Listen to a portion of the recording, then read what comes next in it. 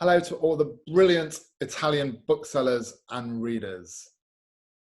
I'm Matt Haig. I'm the author of How to Stop Time, Reasons to Stay Alive, and Notes on a Nervous Planet. I'm here today to talk about my new novel, The Midnight Library. The Midnight Library is about a woman, a 35-year-old woman called Nora, who finds herself between life and death. And she's a woman who's full of regrets. And within this kind of limbo state between life and death, she sees a library through the mist, and she enters the library, and there's this librarian there that she recognizes from her own childhood, Mrs. Elm.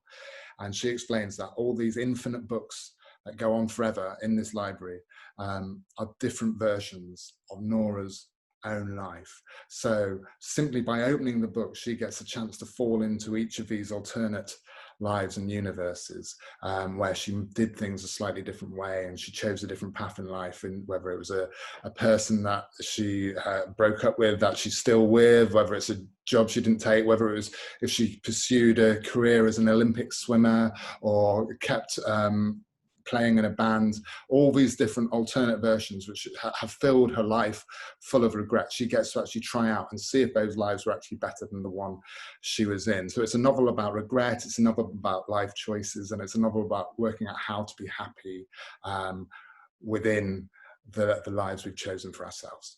The idea for the Midnight Library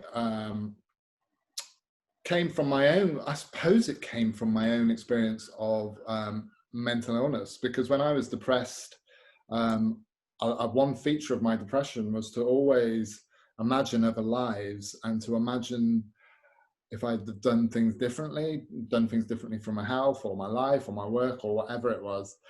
And it used to sort of torture me, this idea of sort of regrets and sort of seeing other lives. And I think in more recent years, you know, the way we are on social media, we're sort of in this world where we are seeing alternate lives and things that seem like better lives all the time. So we're constantly, I feel, comparing ourselves to other people, but other versions of ourselves. So the Midnight Library, I wanted to write a novel which explored that idea, but actually was a kind of therapy for myself in terms of accepting where I am in life and where we are in any situation, and about actually being mindful of the present moments and being thankful for what we have, rather than always yearning and filling our lives with these sort of pointless regrets and wishing we could go back in time and change things. And to actually see, well, actually, you know, we don't know. We don't always know the grass would be greener if we'd have done things a different way and all of that. So the Midnight Library was my idea behind that. And I think the reason I chose a library was because libraries just sort of represent that to me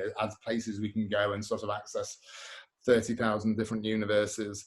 So it seemed like the perfect sort of portal for Nora to be in, to explore all the different versions of her life.